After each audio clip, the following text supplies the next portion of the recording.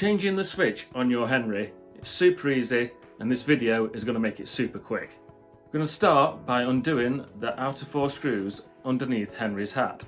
Newer models use a Torx screw, older models use a normal cross-headed screw. Once the 4 screws are undone, you take off Henry's casing. We need to remove this cover, this just clips off, and then once inside, take a quick photo. The wiring can be different on some models.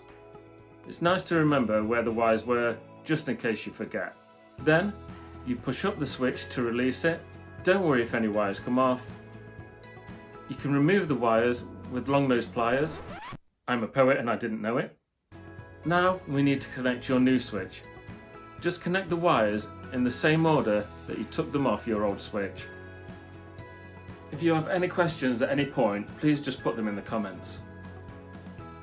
If you need to buy the switch, you can do so on this link. It's also in the description on the video as well.